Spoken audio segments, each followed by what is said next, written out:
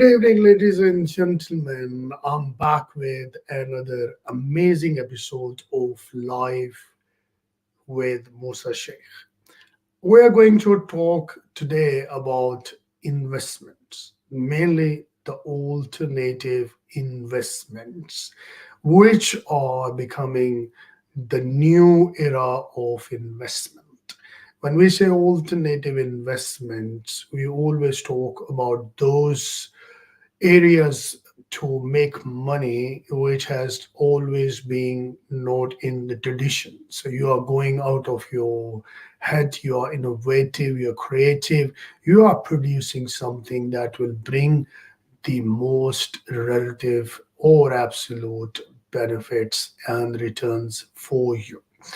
For this today, I'm gonna focus on the alternative investments in Middle East region, and also, what's the importance of the investment advisors, the people related to investment industry, how what is most important for them to get them updated and knowledgeable and professional by getting a professional education like Kaya, which is Chartered Alternative Investment Analyst, which is of global standard for alternative investments. The 4 hour discussion today, I'm focusing myself about role of women in alternative investment. I'm going to talk about the landscape of investments in Middle East, and we are going to discuss the flagships, the case studies, that what's going on in Middle East about alternative investment. And for that particular topic, no one can understand than my prestigious guest today. My guest is joining us live from Switzerland, and she is spending around 25 years in the investment field. She is in Middle East, she is in Europe, she is all around, understands alternative investments in a way that you like to follow. So please welcome my guest of the day, Laura. Thank you, Dr. Musa. It's always a pleasure to be live and now virtual with you, and an honor to be at the Berkeley Middle East platform. Likewise, Laura, how is the weather in Switzerland? I don't know, maybe like London or Dubai. No, Dubai, I think, excels in that. I think we are, it's a little bit cold. I would say cold, wintry time, spring. We left spring ahead, I would say, unfortunately. I mean, it's almost the same in London. We're having 10 degrees Celsius, and the weather is really lovely. I mean, anytime it go below zero, then I can say it's a bit cold. But above that, I always say it's a very nice weather. So we both are in a nice weather climate. Environment is really good. Atmosphere is set. So I would request for my audience, would you like to introduce yourself in a more comprehensive and detailed manner? Wow, no, thank you, Dr. Moose. It will be very difficult to, describe myself in a thoughtful way as you did. So it's very difficult to compete with you on that. But briefly, I would like to mention a few words on the KAI Association. As you correctly pointed out, KAI stands for the Chartered Alternative Investment Analyst Association. And we are a global professional body dedicated to really create greater alignment, transparency, and I would say education for all investors, with the emphasis on alternative investments. As you correctly pointed out, anything that is beyond stocks and bonds, that is not traditional. So ultimately, we are, as I said, a professional member-driven organization. We have over 13,000 members in more than 100 countries. I'm one of those. I took my KAIAM a few years back now, and I have the privilege to serve the association for the EMEA region. That's amazing. I think you woman as an alternative investment analyst yourself is really an amazing combination. And as we know, Middle East region, the largest investor gender is female. So female in Abu Dhabi, female in Riyadh, they are extremely heading their money with the help of the professionals like you. So, coming back to our main topic today, we are going to discuss the leadership, how Middle East has arisen as a leader in investments.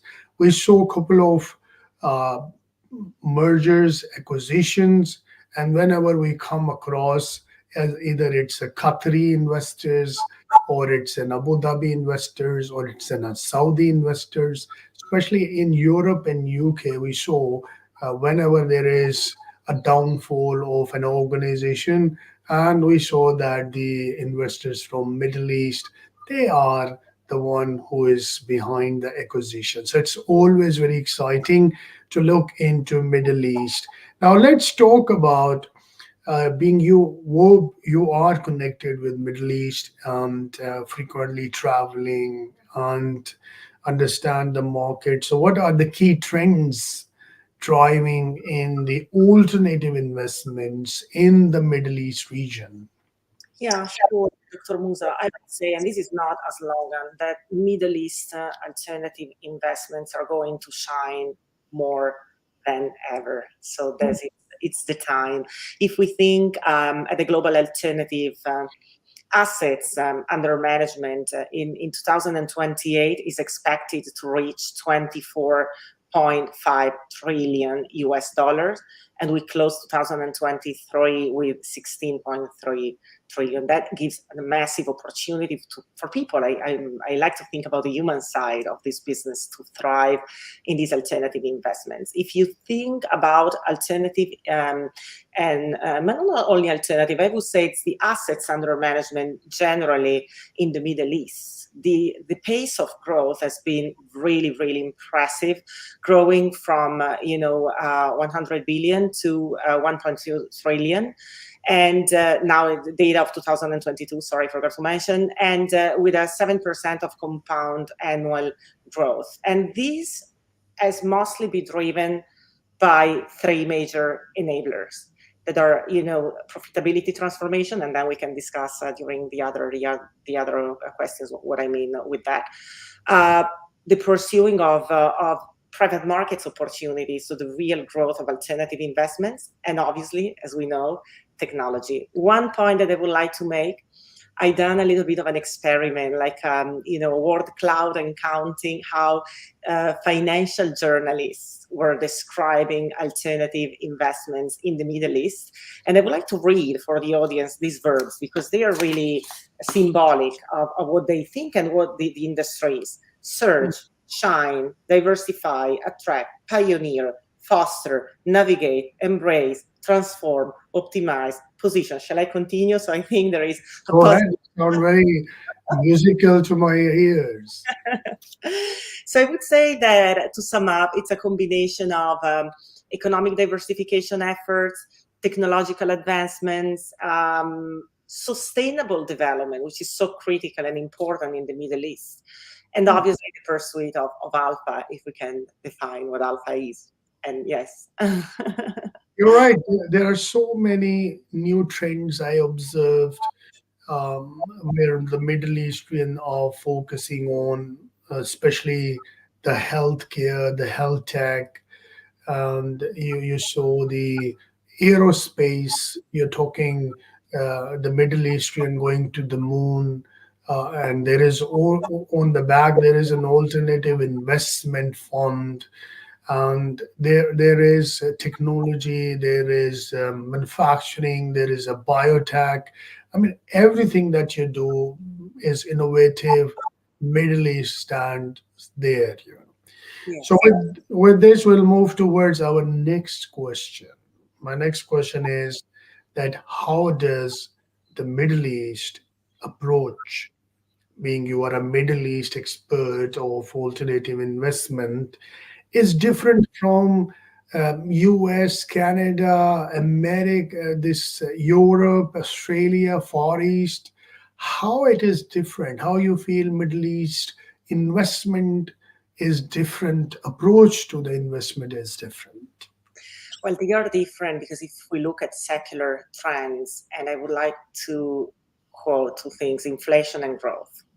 Mhm. Really differ from other Western economies because most economies in the GCC have grown, I would say, multifold, but thanks to the, I would say, grand visions of their leadership, and obviously I would also say the importance of sovereign wealth funds. And these two things are not present in other economies.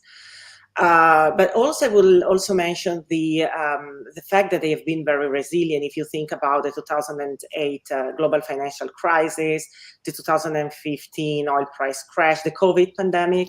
So, with the liquidity squeeze, I believe they really behave in a way that outperform other Western economy. So with that, I would like also to quote, I like numbers, so I would like to quote some numbers in terms of sovereign wealth funds, because again, you might think these LPs, rightfully so, are so prominent, but you don't know, and maybe you don't understand how important they are compared to other, institutional investors in other economy.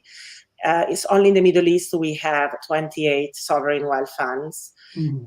And if we also add the public pension plans, we have a total of players managing 4.9 trillion US dollars, and we have 42 players. And if we look at the economy, I would say, of Europe, we have 81 players, but sovereign wealth funds and public pension funds managing 5.1 trillion US dollars. So it's more fragmented. So the opportunities to move the needle from sovereign wealth funds is definitely higher.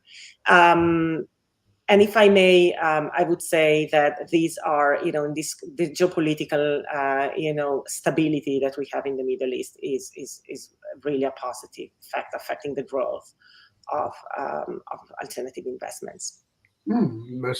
That's a very insightful information that there are so many sovereign funds are operating in the region, and it means that you are talking about trillion of dollars together, in in this part of the world, which is really exciting.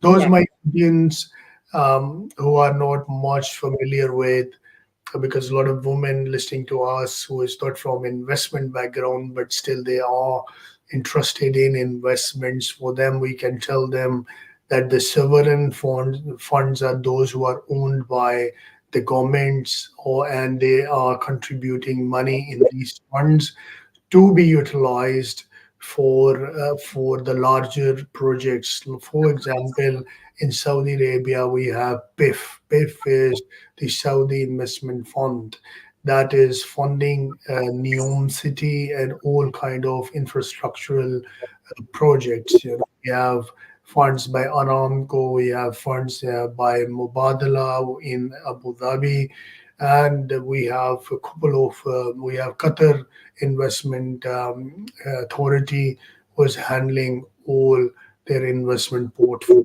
across the globe, not only in Europe and UK. So sovereign fund, we have non-sovereign fund, we have private funds, we have funds of funds. These are some technical terms of obviously like when you will come into a training of Kaya, you are going to get the knowledge. That's the beauty of this qualification.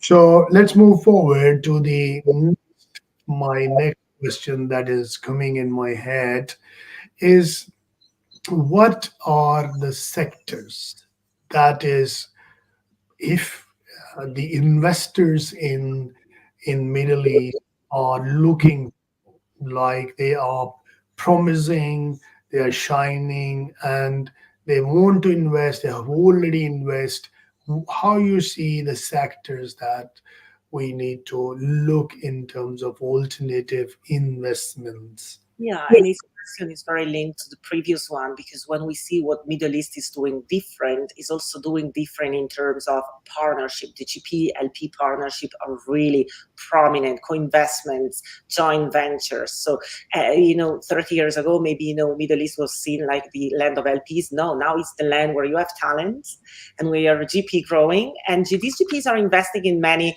sectors and industry, and I think you named them all before. You mentioned the technology and innovation, and the renewable energy, and IRENA, the International Renewable Energy Agency, is doing a magnificent job. And they wrote in a report that the renewable energy capacity in the Middle East is expected to triple by 2030, with investments totaling over 250 billion US. So it's a massive trend. Healthcare and biotechnology, logistics, you mentioned them, education, which is the edtech, the space we operate in, which is extremely fascinating to see also the growth, the pace of growth. And I would say also all the VC and P space. We partner with the Saudi VC and P Association.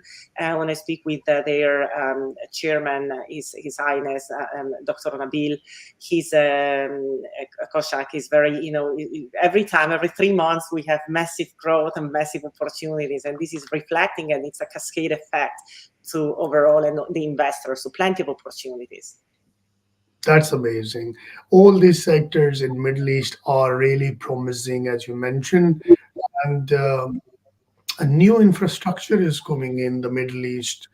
The new train setups, the new cities coming up, and the most important initiative by Middle Eastern is the zero carbon and carbon-free economy, and that's amazing. Love environment, climate change, and such kind of investments are really important for the region itself.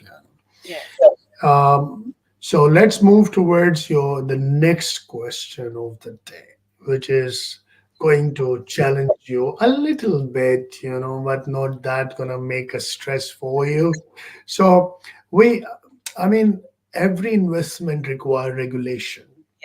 That's mandatory. The reason is because it's people money, and if we are investing means that there are people who is taking this money. So we want to make things more transparent, more reliable, more clear and concise, precise, and more, but at the end we want to secure the investor in so many ways that they should have a trust in the financial system, or they have a trust in the system as a whole. So how does the regulatory environment in Middle East is impacting the alternative investment strategies and opportunities? Yeah, this is a tough one, and I will reply in a very simple way. It's done through business-friendly regulation. Business-friendly regulation are the regulations that allow, foreign players to come in and set up business easily and in a framework of stability. Business-friendly regulation are those that enhance the tech, the energy, and the finance sectors, and allow the capital to feel a certain stability and security within it. So I believe that the framework, the ecosystem that the Middle East is building around regulation is optimal for the growth of investors and investments in general. Yeah, you're right. So we see in UAE we have Abu Dhabi Investment Authority. We have the funds in other Emirates or other Gulf countries, and we see a couple of regulations by central banks. And in terms of regulation, yes, it's really nice. We have Abu Dhabi Global Market and Dubai International Financial Center, which are state of art itself, and mostly the British laws. You can do your compliance according to the British standards. So it's really fascinating for investments from Europe and UK and rest of the world that they are going in a similar regime where there is a similar law and similar um, financial conduct authority, In England, we have NCA, National Crime Agency, in order to tap the money laundering and terrorism financing issues. So FCA and CA, every country need it, and this is the need of the R in order to regulate a good money in the market, rather to let the bad money enters and clean it. That's the role of regulators into. Yeah, and strides are being made, especially on the governance side. So we see that many of these things will be fixed and improved. So again, Hmm, that's great. So now I'm going to the next question, and this question is going to challenge you at, and you should be ready for it because I'm going to ask you that give me some examples, case studies, successful case studies of alternative investments in Middle East that you have done, and we are excited to listen from you. Dr. Musa, apart from Berkeley, Middle East, you mean? Well, this is one of them. But Yeah. I would just like mention the big ones that those that create a fame and reputation abroad. The Kareem acquired by Uber, huge success. Souk acquired by Amazon. Then we have more the Mudabala investment company. The advanced micro devices that yielded to very significant returns, and that it's something that also had resonance here, and without mentioning all the platforms that allow Sharia compliant financial instruments to be easily accessible. So we have many of those in the UAE and also in Saudi. Yeah, you're right. As you correctly mentioned about Sharia compliance. So, Yes.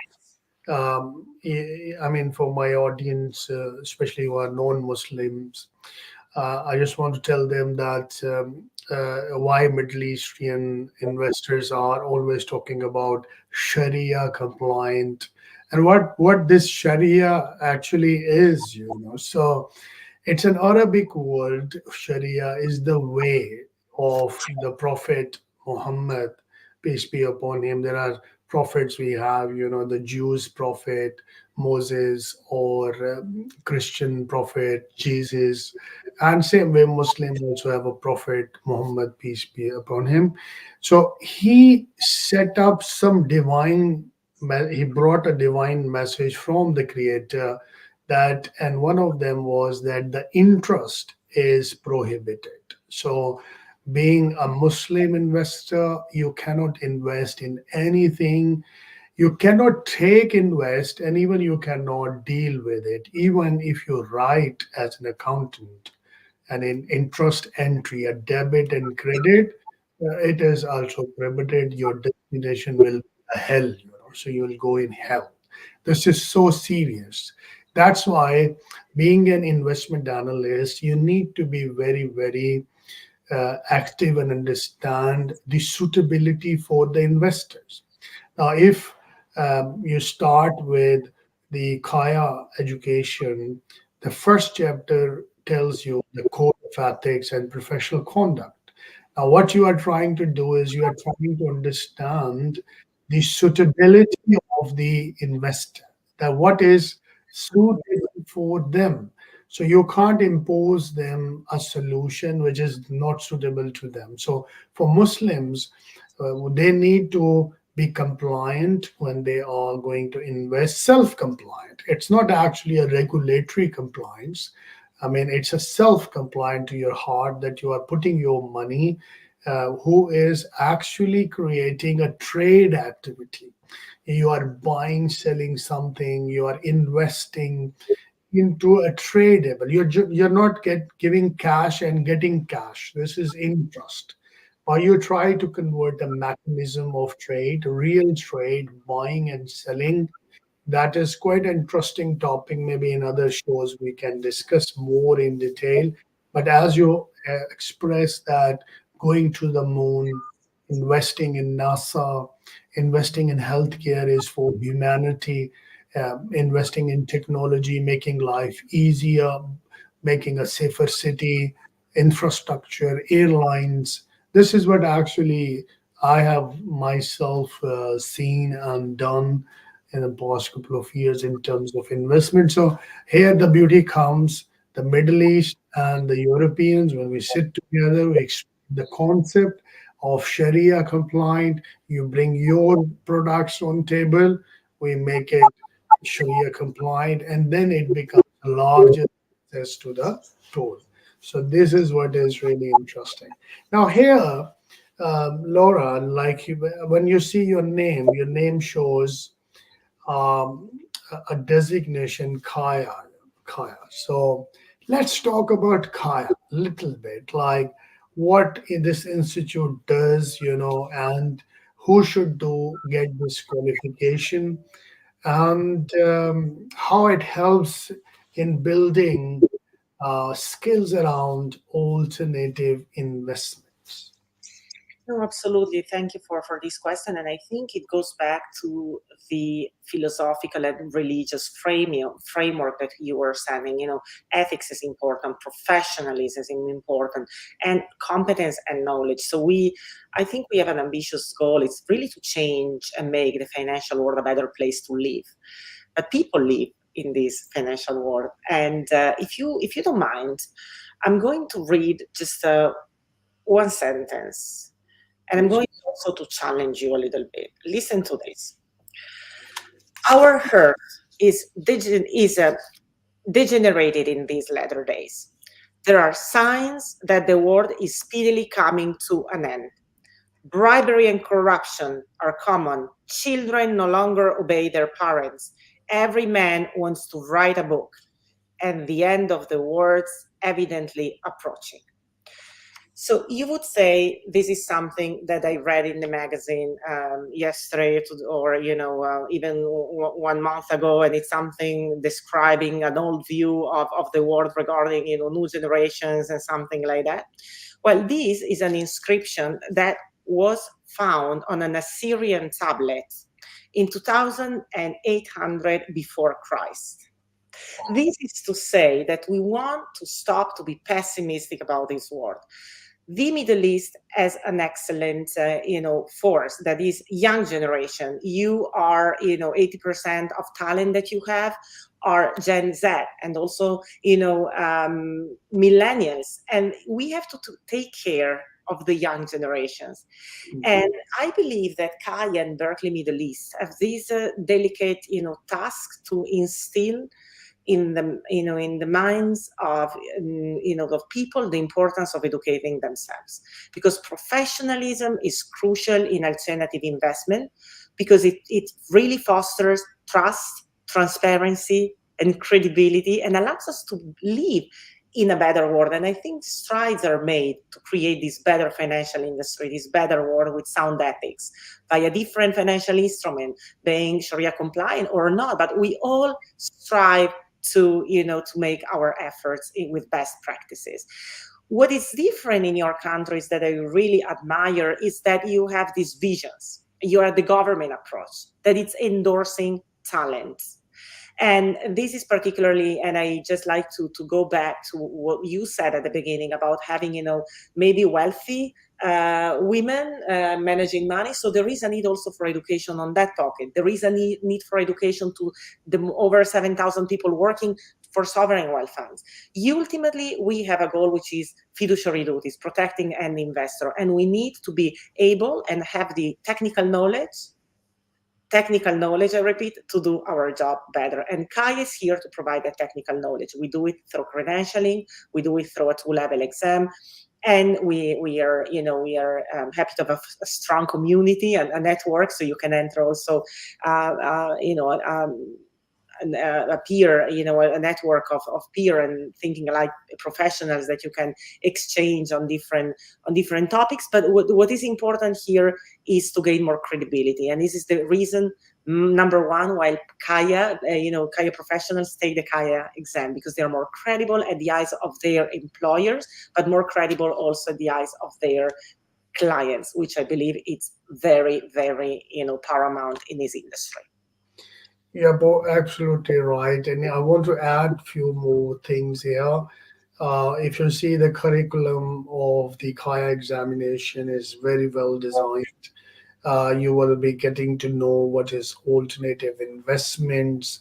And when it comes to alternative investments, it's very important to quantify them. So you are going to go to a financial mathematics, which is calculating your time values of money, discounted cash flows, NPVs, weighted average cost of capital, and you are talking about the testings, hypothesis, and lot of important financial stuff that you may encounter in financial mathematics. You go deep in real assets. You Yes. look into land, how to invest in a forest, how to invest in a green area, blue area, commercial lots, residential lots, and there's a lot of mathematics and analysis around investing in real assets. Top of it, you enter in a topic, invest in mutual funds. Now, what are mutual funds? Where they exist, how they operate. This is a very interesting discussion. And moving forward, you learn how to do the investment in the hedge funds. Hedge is very important because of market volatile every day. How to secure yourself from unknown risk. So very important to do the hedging. And then the beauty of this qualification, it takes you, after explaining all this, how to develop a portfolio. This portfolio will be structured. So when you are sitting with an investor, you have a certain amount of money. You are trying to tell them, look, put 10% in this, 20% in this, 30% in this. So you don't put your eggs in one basket. You divide in your returns. So it's an amazing risk management, both level qualification. We are honored that we are working together with Cornwall as a Berkeley Middle East. We have trained a lot of sovereign funds, banks, and I think a lot of more effort need to be done to educate people, not on a large corporates. It's A to C, from bottom to up. All the levels need to get into this qualification with your support and with your focus. Absolutely. That's great. So, moving forward, let's move to the next question of the day. It's not gonna be too tough for you, but still, it will be a question to be asked.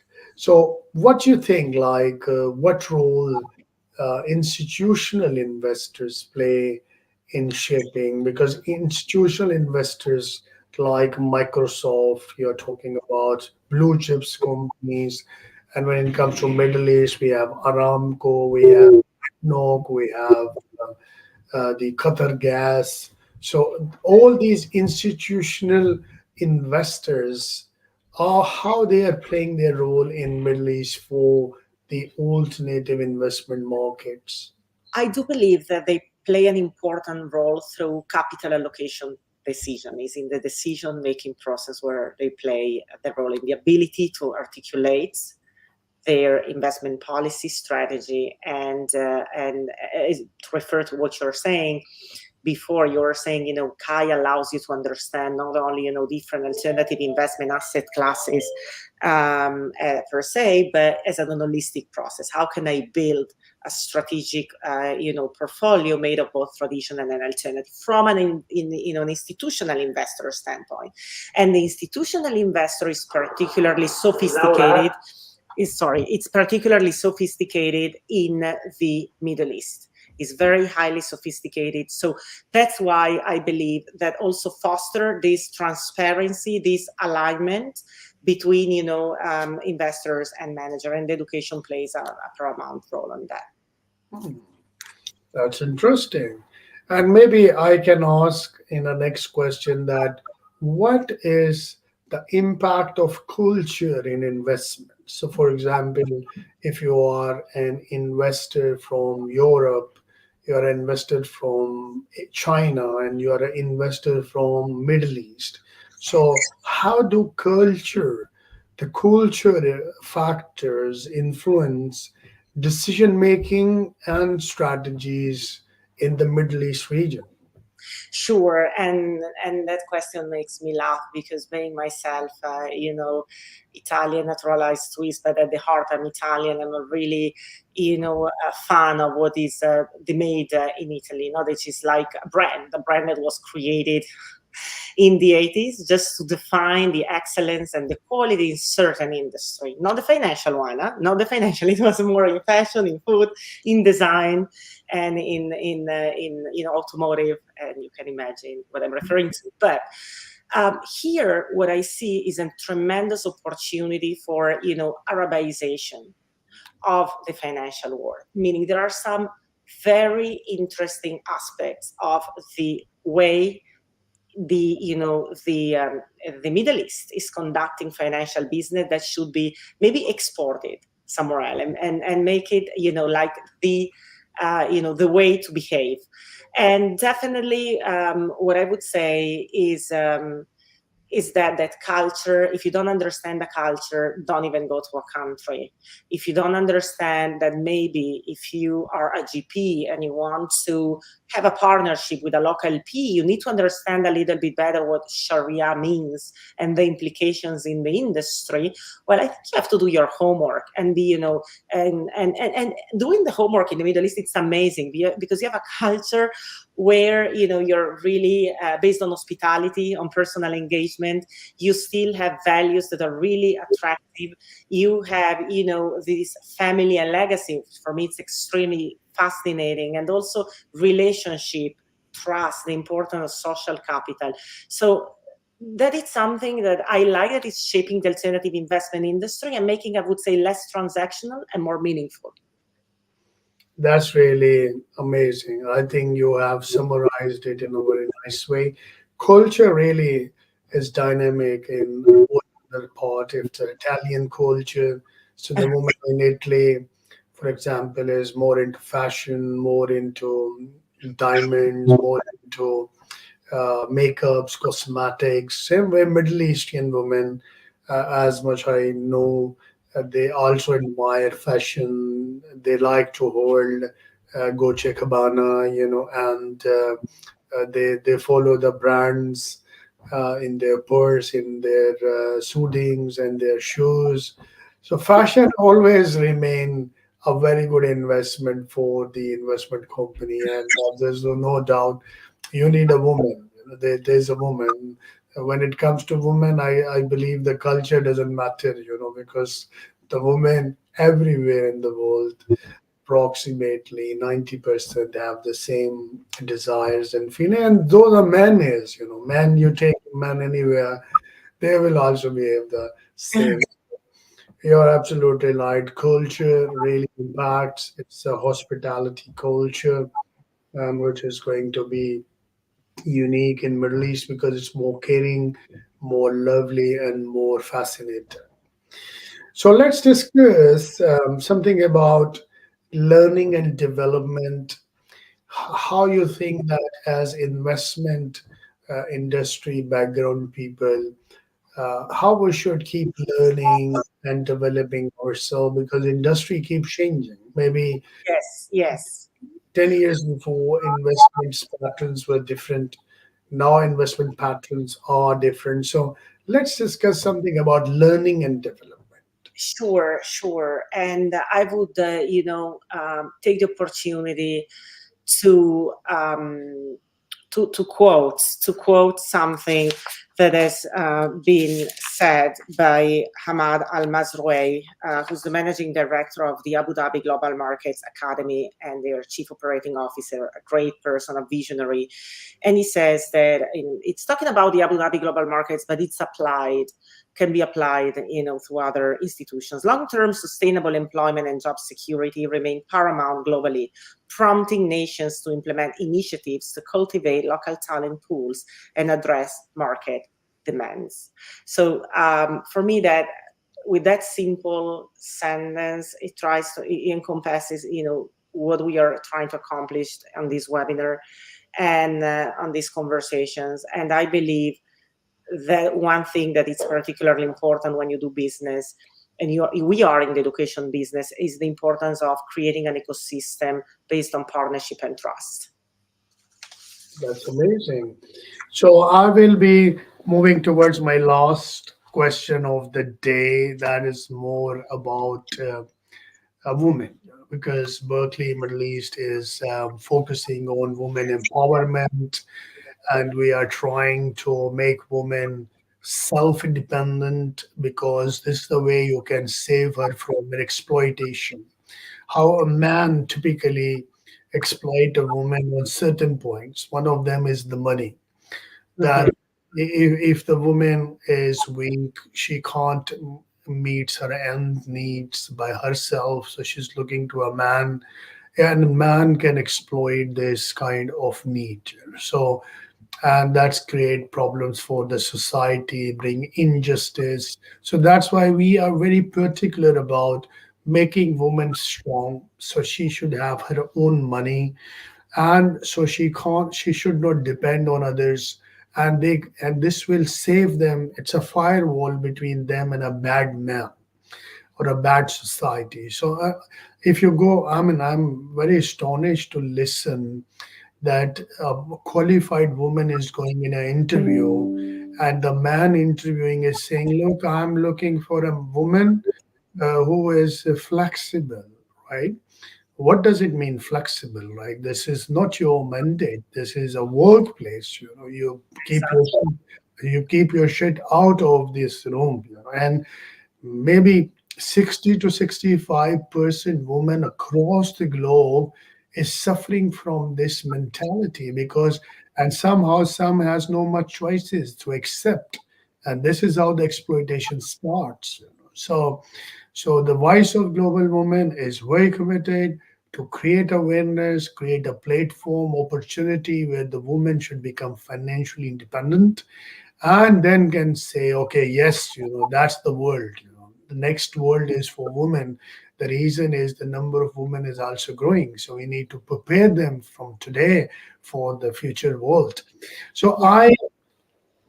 I want to ask you, what are the unique opportunities for the upcoming women, especially when it comes to alternative investments? Yes, yes, absolutely. And I feel that Dr. Musa and Berkeley Middle East have done a fantastic job in increasing awareness from women, and it's a topic dear to my heart. I started my career at the Grameen Bank, and Mohammed Yunus became a Nobel Prize later, and his model was really, really powerful. If you give women the possibility to be accountable with their money and earn some money, then you will change the whole world. And if we take it to a higher level, I would say that if you read research published by UBS in last year in 2023, numbers were kind of astonished, because revealed that 62% of women desire more information on investing. So there is this appetite, there is this desire to learn, and institution like you play a role. And also citing 52% of those were citing the lack of financial education an obstacle, because then you have this money that it's like on a bank account in cash, or even worse in other I would say pathology of social pathology that you mentioned earlier that we don't want to touch upon. So we need more power for women to set up their businesses. And I can give you a statistic: 34% of Middle Eastern startups have female founders, more than the Silicon Valley. So you still have hope in the Middle East more than in other countries, because you still have women that are more empowered and have the willingness to learn and go an extra step. And a thing that I would like also to mention is that it's very interesting, always citing UBS, women's investable wealth in the Middle East is expected to grow by 6.3%. From 2021 to 2025, so next year, surpassing the growth rate for men. So that's where education becomes critical, because if I am creating wealth, I need the technique and the technical knowledge to be able to manage it, to create my startup, to give and create employments, and to create an environment that is really fostering, women and allowing women to be more vocal than now in terms of board level, or even in a senior investment decision making roles. So we all, I believe, Berkeley Middle East and Kaya have a big responsibility here. You're absolutely right. And I can guarantee that with our collaboration and support, we can make a difference in the woman life. Yes, I agree. I can guarantee that if we work together for the women development, for the women entrepreneurship, creating job opportunities for them, I can guarantee a better world. A world which is educated, a world, a woman who is educated, a woman who is wealthy is a great future for the whole universe. So we are.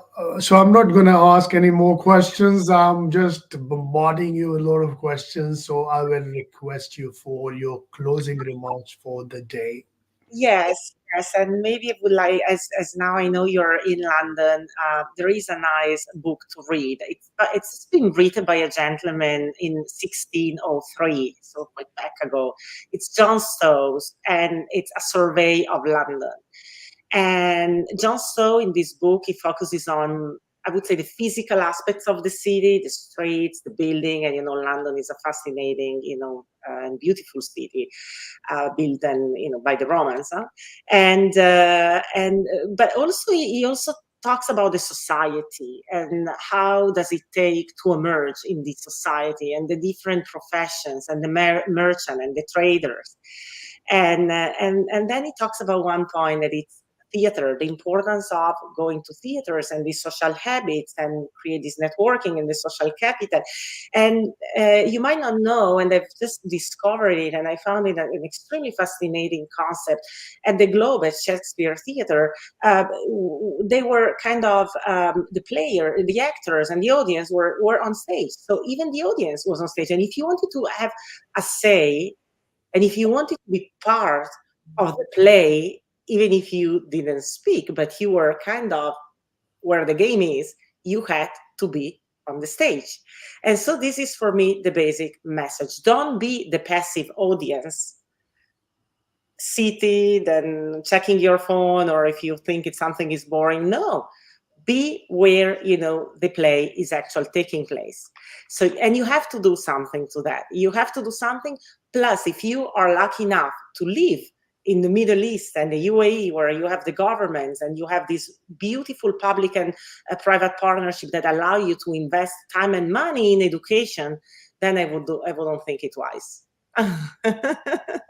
That's amazing. Amazing. I want to thank you for joining us today from your live from Switzerland and on a weekend. It's very hard, It's a but pleasure. your love, your passion for women in Middle East, your passion for investing industry is amazing. And please keep it up. And I'm looking forward to have more shows with you in the future so we can enlighten the audience more about Kaya, more about investment, and the most important, more about a woman in investment, how they successfully transform themselves and how they can lead the upcoming youth. That is very, very important. So thank you very much for joining, and have a lovely day ahead. Thank you, Dr. Musa. Bye. Thanks. So ladies and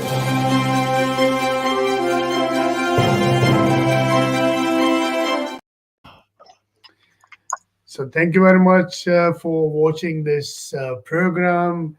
I hope you have quite a good learning about the financial market. Switzerland is the hub for investment since over centuries, and a woman from there educating all of us about investment in alternative investment is really amazing. This makes me feel so good because there's a lot of world, there are a lot of men in the world who don't want their women to be educated, and they have their own fears. Why they don't want a female doctor? Like, why they don't want a female engineer? Why can't they accept a female banker? Why can't they accept an alternative investment analyst? Why can't they accept a female professor who is educating the community and creating a difference in the world?